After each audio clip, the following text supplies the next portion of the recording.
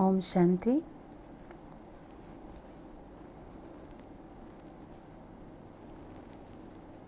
आज पूरा 1 मास हुआ दादी अव्यक्त हुई।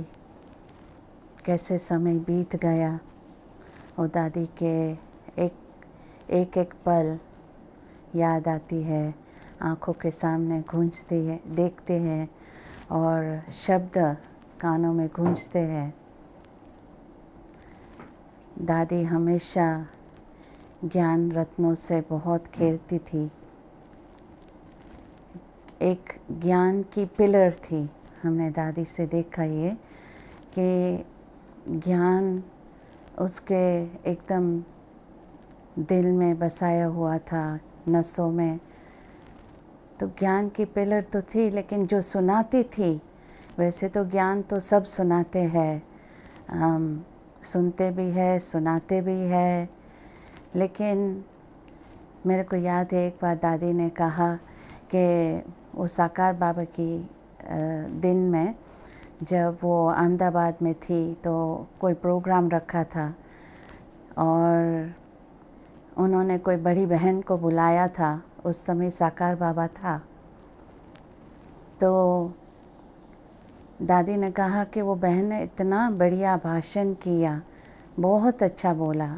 और फिर वो जाके साकार बाबा को बोला कि बाबा, इस बहन ने तो बहुत ही अच्छा बोला, बहुत अच्छा भाषण किया। तो फिर बाबा ने कहा, तालियां तो सब बजाते हैं, खुश तो सब होते हैं, लेकिन तीर किसको लगी? तो दादी जो भी सुनाती थी, कोई भी शब्द बोलती भी थी, वो लोगों के दिल में लगता था, क्योंकि उसका स्वरूप वो बनती थी। जो भी सुनाती थी उसके जीवन से दिखाई देता था, इसलिए लोगों के दिल से एकदम लग जाता था, टच होता था। जैसे कि आपने देखा कि आज दादी के ही 3 शब्द है जो दादी हमेशा बोलती है, ओम शांति, ओम शांति, ओम शांति। तो ये दादी के शब्द लेके अनेक लोग बोलते हैं अपने भाषण के, अपने क्लास के पहले, ओम शांति। लेकिन जब दादी बोलती थी तो जैसे एकदम अंदर से, दिल के अंदर से निकल के दूसरे व्यक्ति के दिल के अंदर छप जाता था। जैसे उसका दादी स्वरूप का अनुभव कराना चाहती थी। ये सिर्फ ओम शांति शब्द नहीं है, लेकिन उनको दिल को टच होता था। वैसे तो सब बोलते हैं ओम शांति। तो इस रीति से दादी ने एक एक को जैसे ज्ञान की तीर मारा है, जो दिल ने छपा है, अपनी लोगों ने अपनी जीवन उस आधार से बनाई है। तो इस रीति से हमने देखा कि जैसे पालना भी देती थी। अनेक लोग आते हैं यहाँ, कई लोगों से मुलाकात होती है। अभी इंटरनेशनल इतनी सेवाएं भी की है दादी, कितने देशों में गई है। लेकिन दादी ये नहीं देखता था कि ये चाइनीज़ है या इटालियन है कि अमेरिकन है, ना काला है या गोरा है। लेकिन दादी उनकी आत्मा को देख के एकदम स्नेह से भर देती थी, ताकि उसको लाइफ टाइम वो याद रहे वो मुलाकात। तो इस रीति से दादी पालना भी देती थी। उनके वाइब्रेशंस जो है, प्योर वाइब्रेशंस, शुद्ध वाइब्रेशन लोगों को एकदम जैसे खींच लेता था, जैसे चुंबक की तरह थी। उसमें कोई भी प्रकार की जैसे और कुछ नहीं, एकदम जैसे प्योर। तो लोग एकदम उनसे खींच जाते थे। तो इस रीति से पालना भी देती थी। और फिर कोई भी आता था तो कितने अच्छी प्राप्तियां भी करके जाते थे।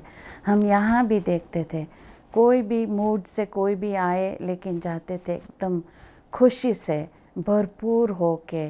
चाहे कुछ दादी बोले भी नहीं, सिर्फ दृष्टि से भी उसका जो शक्ति उसमें भरी हुई थी वो लेके जाते थे। ज़रूरी नहीं था कि कुछ बोले, लोग ऐसे ही संतुष्ट हो जाते थे जब दादी के सामने आते थे, मिलते थे। और दादी टोली देती थी तो बहुत प्यार से, वो भावना से जोक भी करती थी, वो भावना से करती थी। तो हमको भी ये सिखाती थी कि शुरू शुरू में के दादी कुछ भी बोलती थी तो उसकी भावना हमेशा कहती थी मेरी भावना समझो, क्योंकि कभी क्या होता है कि भावना नहीं समझते तो हम उसका उल्टा रूप समझ लेते हैं, लेकिन वो जो भावना है, जो भाव है, वो समझ समझ के हम उसका आगे बढ़े। और यही हमारे में हमेशा ये भरती रही, ज्ञान का जोर भरती रही कि कुछ भी हो जाए। जैसे पढ़ाई पर भी इतना अटेंशन हमको दिलाती थी, वहाँ लंदन में भी, क्योंकि यहाँ हमने देखा कि कई बहनें जैसे मुरली के समय अनेक कामों में व्यस्त हो जाते हैं, लेकिन वहाँ दादी हमको ये करने ही नहीं देती थी। दादी हमेशा कहती पढ़ाई के समय पढ़ाई, योग के समय योग। उस समय कोई ख्यालात नहीं चलना चाहिए, कोई काम नहीं खींचना चाहिए। मानो कि हम मुरली सुन रहे हैं, हमारी बुद्धि किचन में जाते हैं, अरे हमको तो नाश्ता बनाना है, हमको तो भोजन बनाना है। तो ये बहुत दादी हमसे पक्का कराती थी कि ये बात नहीं होनी चाहिए। पढ़ाई के समय पूरी हमारी बुद्धि बाबा के साथ जुटी हुई रहे, ताकि जो भी महावाक्य हम बाबा के सुनते हैं वो भी हमारे एकदम अंदर जाए।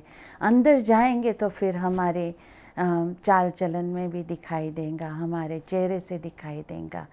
तो ये सब बातें घड़ी घड़ी दादी की याद आती है, और सोचते हैं कि हम भी इस रीति से कब बने दादी की तरह, जो हम भी इस रीति से सबको भासना देवे, प्यार देवे।